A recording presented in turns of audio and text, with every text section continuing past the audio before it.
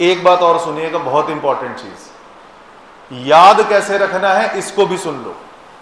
याद रखना नहीं, याद करना कैसे है। आपको एक ट्रिक बता रहा हूं, उसको अप्लाई करिएगा, 1 सेकंड आपका खराब नहीं होगा और आपको बहुत सारी चीजें ऐसी तैयार हो जाएंगी जो आपको दिमाग में टिकती नहीं है, जो याद नहीं होती।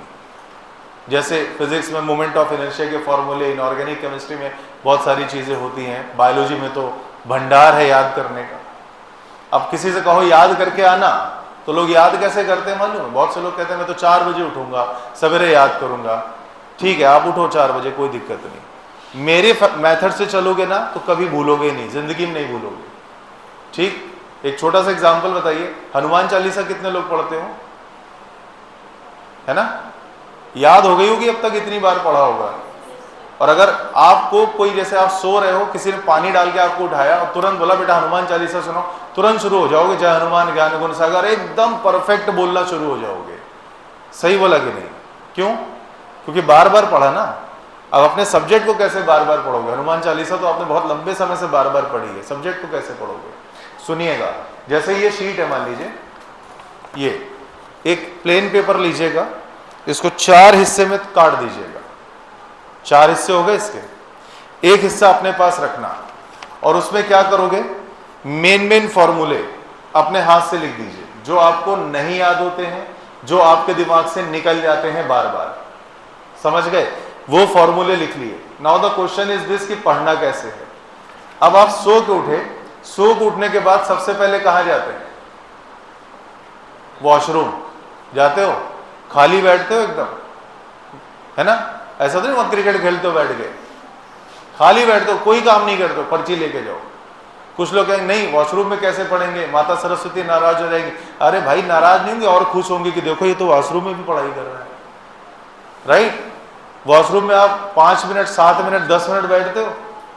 अगर एक इतनी बड़ी पर्ची पढ़ना शुरू कर दो तो कम से कम 60-70 बार पढ़ लोगे। मैं केवल पढ़ने के लिए कह रहा हूं, मैं याद करने के लिए नहीं कह रहा।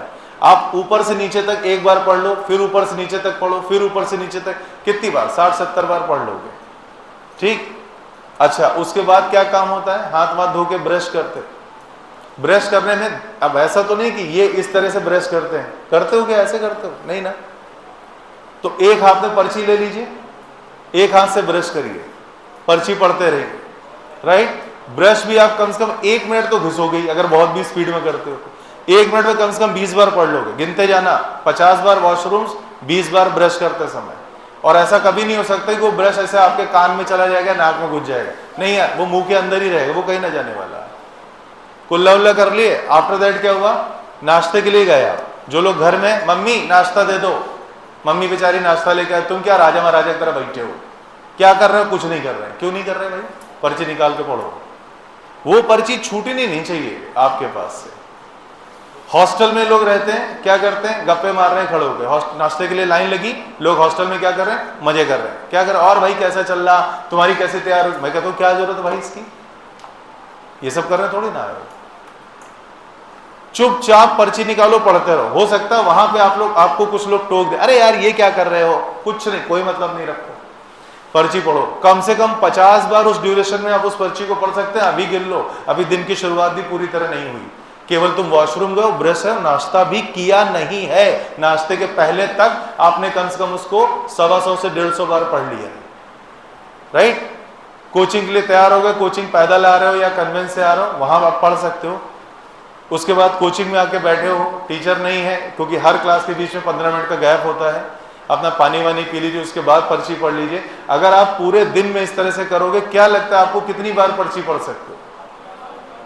सोचिए, 125 बार तो आपके नाश्ते करने के पहले तक हो चुकी है। रात तक बताइए आप कितनी बार पढ़ सकते हैं? बोलो, एक अंदाजा बताओ, अपने मुंह से बताओ, जल्दी बोलो, इतना समय नहीं है। कौन बोला? 2000 नहीं हो पाएगा, 500 बार मान सकते हैं। ठीक है, 500 बार मान सकता हूं। अब एक घटना आप इमेजिन करिएगा अपने लाइफ में कि आप एक जगह ऐसे खड़े हैं, बिल्कुल ऐसे खड़े हैं, इमेजिन करिए आप ऐसे खड़े हैं, कोई बंदा 500 बार तुम्हारे सामने से निकल गया, तुम जिंदगी भर उसकी शक्ल नहीं भूलोगे। क्या कहते हो? गलत कह रहा हूं? तो अगर 500 बार एक पर्ची तुमने पढ़ ली एक दिन में, आपको क्या लगता है याद नहीं होगी वो? भाई साहब वो इतनी खतरनाक तरीके से याद होगी कि भुलाए नहीं भूलेगी। समझ गए ना? इतनी खतरनाक तरीके से याद होगी कि आप उसको भूल नहीं पाओगे।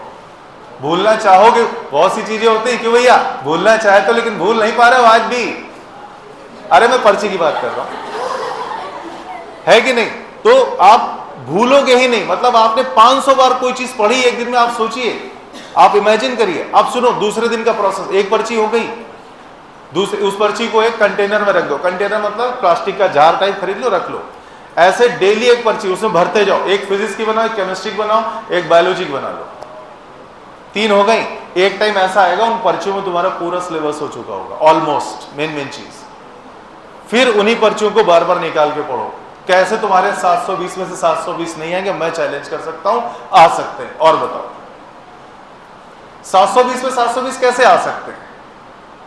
जब आपको एक एक चीज बिल्कुल यहां, बिल्कुल ऐसे टिप पे हो, तुम्हारे दिमाग में एकदम गर्म हो, एकदम ये पूछा लो जवाब, ये पूछा लो जवाब, अच्छा ये ले पकड़ा आंसर, ऐसे आते हैं 720।